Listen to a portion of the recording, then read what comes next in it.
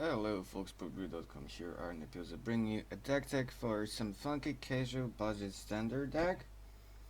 Uh, Basically, it's something I've been trying to figure out for a bit of time right now, and I think I ended up with something decent. Uh, don't you worry, like, even if you can't distinguish some cards, especially since there are some really unorthodox ones. I'll be walking you through everything here. So let's start with the 1 and 2s. The first drops. Here's your win condition. Your plan A most of the time. Altar of the Brood. You may have seen it in standard in the Jeskai Ascendancy decks in the past. Basically, it's an artifact for 1. When a permanent enters play under your control, each opponent mills 1. And that means also lands, that means all the tokens, all the creatures, all the enchantments and everything. And well, what is a good way to break this? Probably token producers and a bunch of like permanents, including creatures and also enchantments. And what works well with the tokens? Well, uh, we get Calestra Healer at 2 and also the Zoloport's Cutthroat at 2. They also help us to survive, like by gaining additional life, and the drain effect also can be our plan B win condition. And like, okay, we won't generate tokens, but because of the uh, Zoloport and especially because of the healer, we want allies. And what makes ally tokens? Well, we'll come back to that in a moment. But first, another 2-drop, which helps us to filter through our deck and our draws to smoothing it out, is Tormenting Voice. Because the deck at its core is Mardu, just touching green, but the mana base is worked out in such a way that you can support um, red or black source by turn 2, so you can cast all of these 2-drops, but you do have some good free drops, and you don't want to make the deck even slower. And sometimes you want to draw with Tormented Voice into your good free drop, which are down below. So Rid the Bones and Painful Truths are not as amazing in this deck, even though you pretty much always can draw 3 cards out of Painful Truths. And Rid the Bones is also fine, but we don't want to slow down the deck even more. And Tormented Voice still draws you 2 cards. You get to pitch some extra land, or some extra Cutthroat or Healer or Altar. It's just better for the curving out purposes. And then our free drops, we have Absent Charm and Mardu Charm. Mardu Charm is removal. It can act as a Durist sort of card at instant speed, and it can also produce tokens. So in this deck, in these colors, as a free drop, it's pretty good. Like, it's a removal and some some action. Absent Charm is basically the only green card in the main deck, and I think there's only one in the sideboards right now. But you can certainly add more to main deck or sideboard. But basically, Mardu and splashing for Absent Charm. I wanted a good free drop. But I also didn't want something very narrow, because a lot of the cards in here are already very narrow. Absent Charm deals with Fatis from Absent Aggro, from some other decks, can draw you cards, can pump your guys, though that option will be very rarely used. But having the ability to at instant speed exile a big Eldrazi, for example, or draw cards. This is really uh, the type of card I was looking for, and I got to realize that after some time. And then our main token producers, pretty much, Unified Front, that's 4 mana sorcery with Converge, and you get to put as many 1/1 allies as the number of colors you use to pay for this card. So here's where the fourth color come from to utilize this. Not only it puts 4 tokens, they're allies, so they trigger healer, and you just have 4 of them. Outburst is okay, but double red could be sometimes an issue for turn 3, and those are goblins. Even though Mardu Charm puts warriors and not allies, but having allies comes in is just a huge upside considering that we run the healers. And then one, so there are 3 fronts, and then one Butcher of the Horde, just a filler, kind of a good card. I maybe should have been running a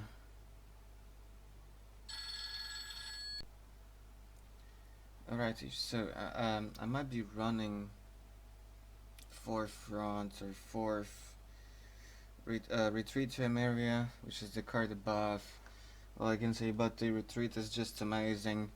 When you have enough of creatures, you can start pumping them with a fetch land, and they all make allies, which is relevant for the healer.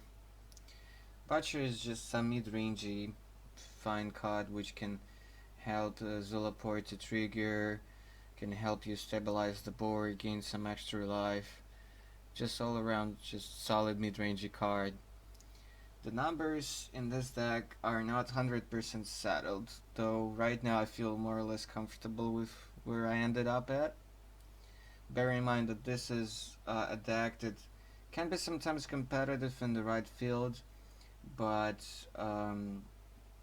if you wanna really use this deck as your competitive deck choice, then I would advise testing it out a little bit more, especially thinking of the sideboard options, because I've put just something to cover all bases in general, but perhaps not very efficiently.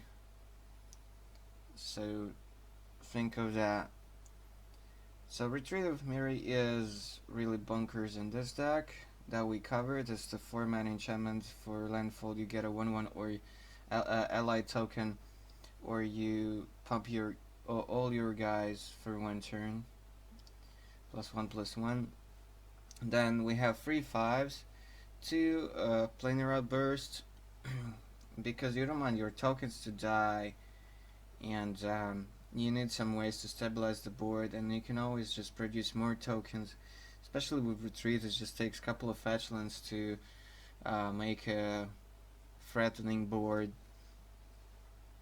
It's okay. Triple white for Awaken could be rough, but it's doable. It's doable.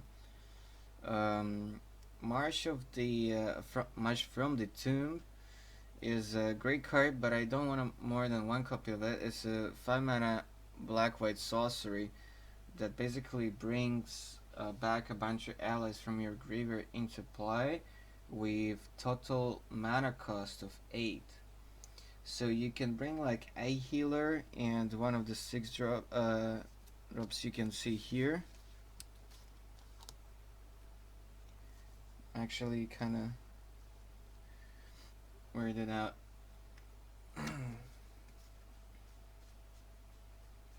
Hold on a sec. Yeah, should be definitely 2 of the 6 drops over here, and then +1 Felidar. Right. Or with the March, you can bring back a bunch of healers and cutthroats. Let's say it's pretty brutal if you get to resolve it and bring back like a couple of healers, couple of cutthroats. Then each healer drains for, what was it? Each healer drains for 4, I believe. Yeah. Shield drains for 4, and then whenever any of that dies, like you get to trigger Zillaport, so it's just crazy. You can sometimes win out of nowhere with those kind of sequences. And then another important ally is the Angel of the Renewal. It's the 6 mana 4/4 flyer that gives you life for 1 life for each creature you control.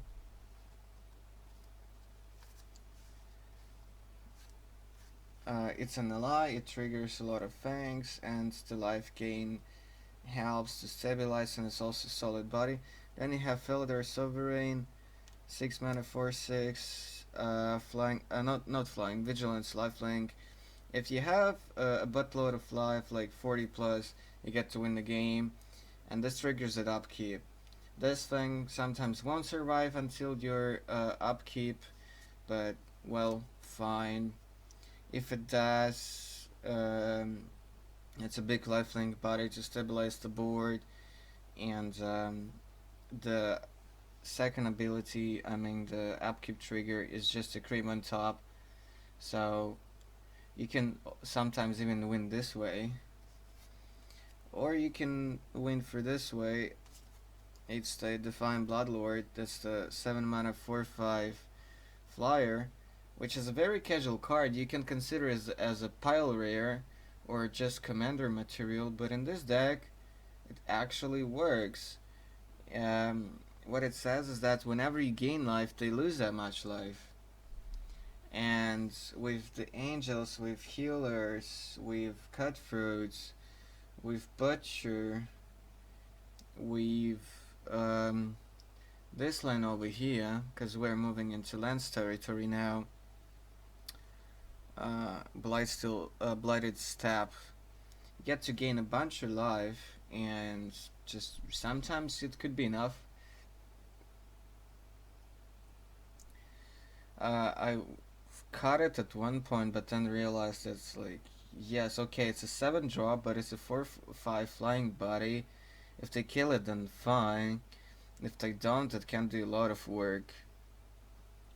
So our utility lands consist of 2 Blighted Step, that's the colorless land, and then 4 mana tap, sacrifice, gain 2 life for each creature you control, which in this deck means a ton of life. At some point I had 3 or 4, ended up on 2 right now.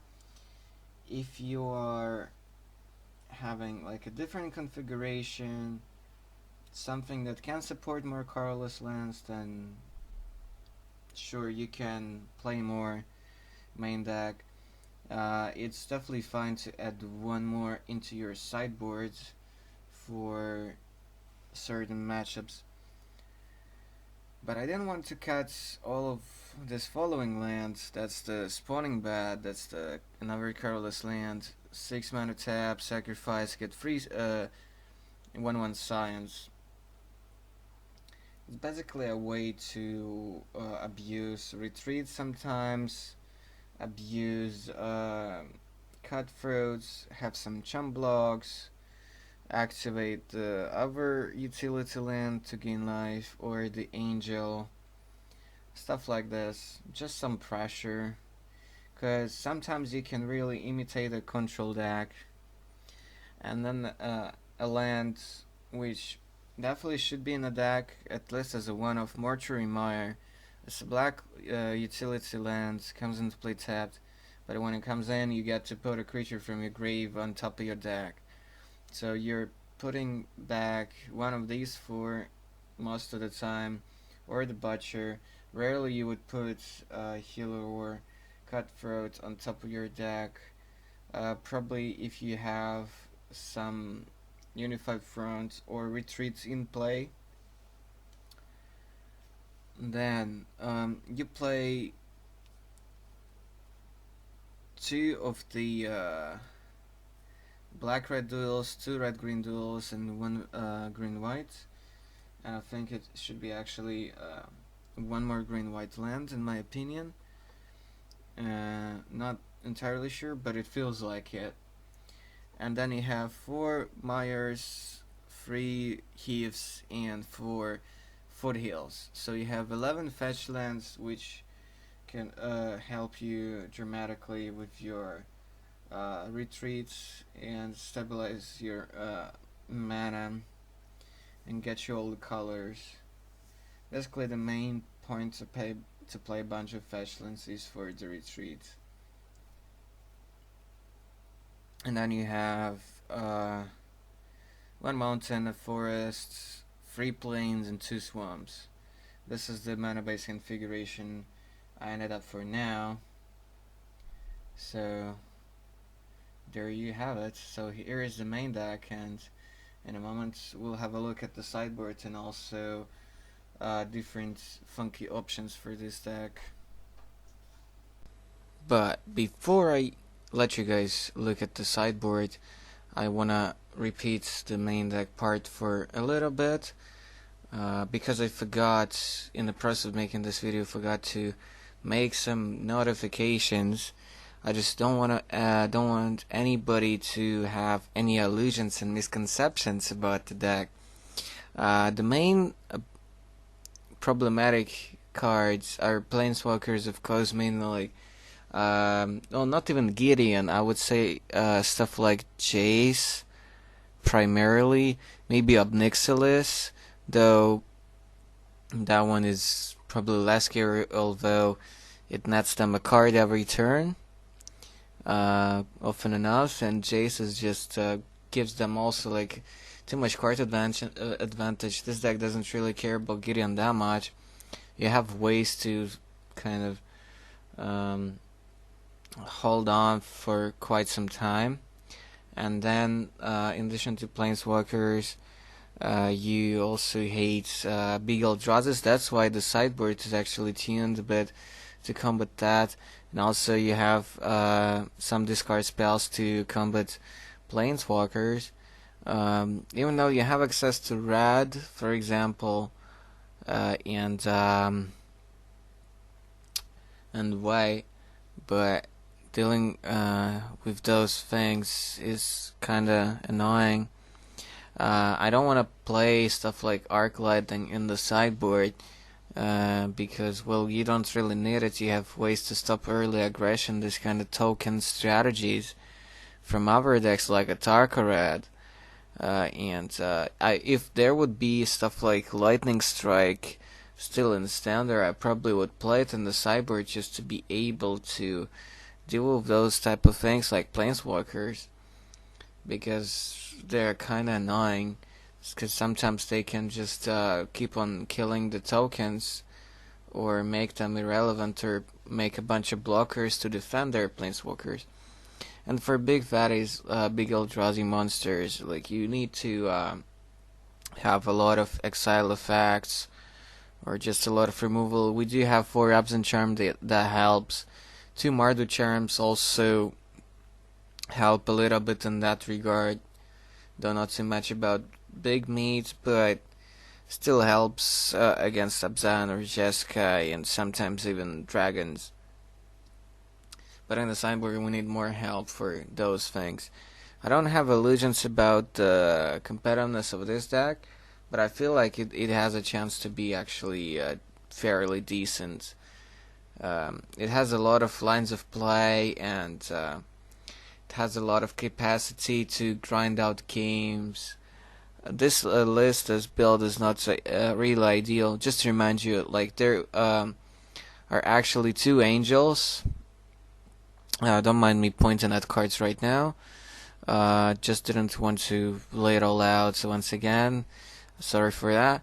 So there are 2 angels, the 6-mana ones that gain life. There is 1 vamp, like for 7 to 4/5, that drains them when you gain life, and there is the silver and the 4/6 vigilance lifelink for 6 mana that lets you, I don't know, once in a while win a game out of nowhere if they can't deal with it, because there are lots of like life gain sources. The mix of lands, especially utilities, you can tweak around. Depending on the matchup, you would be taking out different cards. I don't know, Mardu Charm and Absent Charm, I bet in most of the matchups you would keep it. They're so flexible. Well, the high-end drops like the two sixes and the seven of well, three sixes to be honest. Uh, you would take out a lot, I guess. In some very aggressive matchups, I guess you will take out altars. And then Tormenting Voice is also a filler, so you could take that out. Those are the cards you're looking at taking out most of the time, also against fast decks. You might want to take the March, but I think I would keep it in because it brings back all the life gain and drain effects. Okay, guys, so in a moment you'll see the sideboard and the potential tools you might want to test out outside of the build I show. Alrighty, onto the sideboard and the options for main deck slash sideboard. Here on the left side you can see slid up the sideboard, and then here are all the options you might want to play in this deck depending on your preferences. First off, we want more removal and sweepers. At the same time we need something against control decks maybe to push through. So we have a couple of Duresses, couple of Transgress to Minds, which are for the ramp, for which we also even put two suspension fields. Double white from Status Snare could be rough, so that's why we play this card. And then also against control mid-range we have a couple of Outpost Siege, so that can help you to draw through the action, or if you have a bunch of tokens on board, then put it for the dragon's ability to ping. So if they sweep the board, they take a lot of damage. Rending Volley, of course, for the Jeskai and the dragons, and Self-Inflicted Wound for dragons and the Abzan. Radiant Flames for Atarkared and probably Jeskai, I would say. Sometimes okay against Abzan, I guess. Like, I probably would bring it against Abzan. And then one funky card, that's the, I don't remember exact name, the green Retreat to, oh yeah, Retreat to Kazandu. Just something against red decks. I think it's fine against Dark Jeskai because they have got a bit of reach, so gaining 2 life for each landfall trigger, it's kinda nice, and putting counters on your guys can also pile up and get out of control pretty quickly.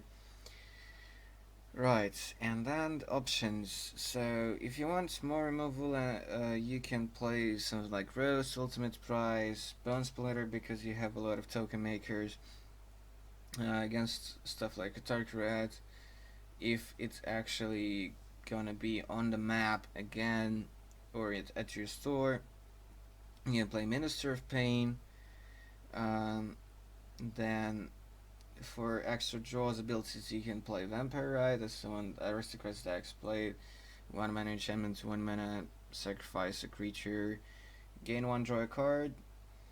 Then if you really want big punches, you can try out a card from Magic Origins, Veiler in Akros. That's a 4 mana white enchantment. Whenever a creature comes in, all your creatures get +1/+1. Yep, exactly. So if you say have a front or just a bunch of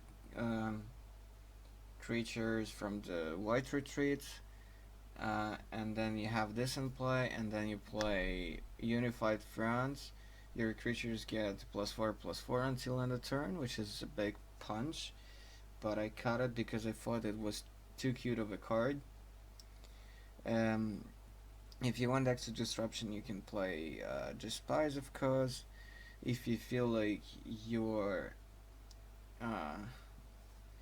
having troubles finish up matches on time and then you're close to decking yourself, well, you're also yourself a mill deck, You could try to play Cranial Archive, not a spectacular card, but I can see it being a sideboard option if your field is full of weird control decks, for example.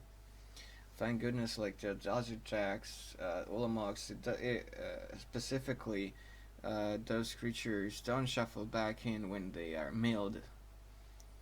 So the mill plan is real even in the face of a bunch of Eldrazi decks. Right. If you want to have a small toolbox, you can play some copies of Sylvan Scrying. Then you'll be able to grab different utility lands, including the Sutherland that you can play maybe instead of Self-Inflicted Wound, though I like the wound more. It's just faster, but this is definitely an option. If your field is more about dragons than Abzan, which is rarely the case, but still. That's the Blighted Fan, the Addict Effect land that makes them sacrifice a dude. If you pay for and tap and sacrifice this. And then if you want to play this kind of route of utility lands and tutor them up with Sylvan Scrying, you can play the new card Pulse of Morass. That's the green instant for free. Makes you return a land or a creature from your graveyard to your hand, and then you gain 6 life. Nice way to stabilize and kind of cycle through your deck, get value out of your lands and the Sylvan Scryangs. And another funky card that I think should see more play, not in just in this deck but in many other decks, and we forgot about it. It was played in Red Green Beats and Red Green Dragons when the format was Terrace plus Khans. And now that we have all these giant spaghetti monsters, I don't know why people haven't looked at this card again. The Mob Rule is basically 6 mana fretting, but for a bunch of guys, if you play it at the right time, you get to choose one. Either still all their small guys or still all their big guys. Meaning creatures with 3 or less power, I believe, or creatures with 4 plus power. So you could just basically take their whole team of fatties and just win that way. Of course, they might have like still some science, some small dudes, but quite often they wouldn't. And let's say they're at something like 16 maybe. At some point they have a Jamok and Ulamog in play, and you play this card out of your mid-rangey red deck, and like you win out of nowhere. It's just so sweet. I don't know why people haven't considered it. At least I haven't heard about people thinking about it that much. Okay guys, there you have it, the extended deck tech for the 4-color tokens mill, or you can call it I don't know, 4-color unified altar or something like that. You can probably come up with a better name than I have right now. Okay guys, thanks for watching. Don't forget to subscribe, check out our website and our playlists, and I'll see you guys in the next video. Bye.